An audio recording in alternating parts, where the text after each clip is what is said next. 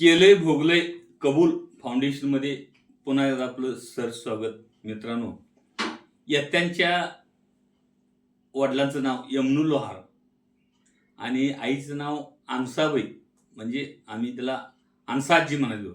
आणि दत्त्याच्या आईचं नाव पुतळाबाई, म्हणजे पुतळा काकू म्हणणार. आणि मुजगुणच्या किसन्याच्या आईचं नाव मुजगुणच्या बाळूच्या आईचं नाव कृष्णाबाई, तिला आम्ही कृष्णाजी म्हणायचो. आणि लहावरांचा यत्त्या, त्यांची वडील यमनू, त्यांचं म्हणजे खुरप्याला पाणी पाजवायचं ते हे होतं, म्हणतात शाळा म्हणायची. ती लोक त्याला शाळा म्हणायची, ते खुरप्याला पाणी पाजवतात असं काय तर.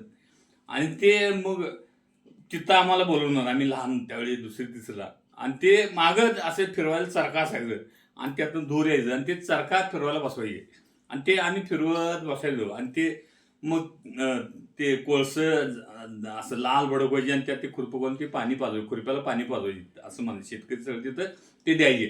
आणि रविवारी सुट्टी दिवशी दुपारी 3 वाजता जर गेलो तर संध्याकाळी 6 वाजेपर्यंत आम्ही ते फिरवत बसायचो असं.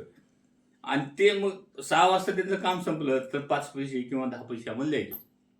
आणि ते घ्यायचं, ते नीट मुजगुणच्या विठ्ठल आपल्याकडं ते लकडी खायला हे दिवस.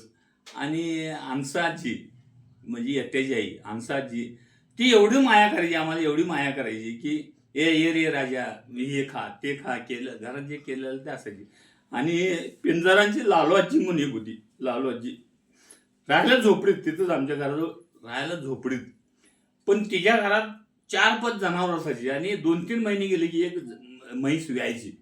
आणि तिच्या घरात ताक, त्यावेळी म्हणजे ते कवळं ताक म्हणायचं त्याला, ते असं ताक हलवायची.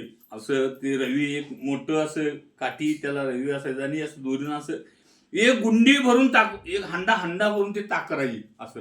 आणि सकाळी 9-10 वाजता आम्ही घरातनं बाहेर पडलो तर असं परव्याच्या मुली या असं म्हणायची. म्हणजे राजा म्हणानी परव्याची मुली या, पुतळीच्या पोरी या, त्या दत्त्याला बोलवतो ना. आणि असं तांब्यावरून ताक द्यायची, तांब्यावरून.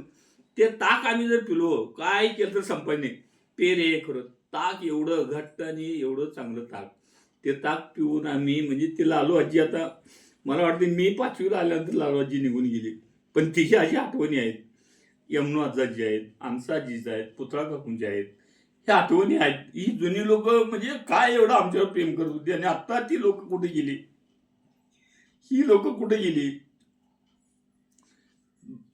ती ताक देणारी पुतळाजी, लालू आजी किंवा अन्सा काकू, पुतळा काकू, दत्त्याची आई पुतळा काकू, कृष्णा मुजगुणची कृष्णा आजी, ताराबाई काकू, ह्या ज्या म्हणजे काकू आजी ज्या होत्या, असं प्रेम करणाऱ्या आता कुठं आहेत कुठं दिसतात तुम्हाला? काय हक्क होता त्यांचा सांगा? पे रे परव्याच्या मुलग्या, हे पे दूध, ताक पे, दूध पे. ती गिन्ना, कच्चं दुधाचं गिन्ना असायचं, गिन्ना केलं ते गोड असं लागायचं. आत्ताच्या बासुंदीपेक्षा 10 पटीनं ते चांगलं लागायचं. कुठे गेली ही लोक? मिळतील काय परत? आता आहेत का आमच्या मुलाबाळांना असे कोण बोलवणारे आहेत काय? सकाळी आमची मुलगी मला फोन केली, बाबा म्हटले तुम्ही असले व्हिडिओ करला, तुम्ही असलं सांगालाय, भविष्यात तुम्हाला कृपामाईत नेऊन ठेवतील. म्हणजे कृपामाईत नेऊन ठेवायचं नक्की, कारण असं हे वागवलं त्यांना पटतच नाही. बाबा तुम्ही असलं काय तर सांगायला की तुम्हाला भविष्यात कृपामाई, म्हणजे मिरजेचं ते खोळ्याचं इस्पितळ आहे तिथं तुम्हाला नेऊन ठेवतील, असं मुलगी मला फोन केला. पण मुलगीला म्हणलो, बा तू तुझ्या ठिकाणी खूप शिकलेस, शहाणी आहेस, पण आम्ही जे भोगलोय ते सत्य आहे. आणि ह्यातनं जरी कृपामाईत मला कोण नेत असतील तर मी त्यालाही तयार आहे. पण ह्या आठवणी मित्रांनो 100% तुम्हाला सांगत राहीन. तुमच्याही काशी नवीन काही आठवणी असतील तर कृपया मला पाठवा. आणि आवडलं तर शेअर करा आणि कमेंट करा. धन्यवाद.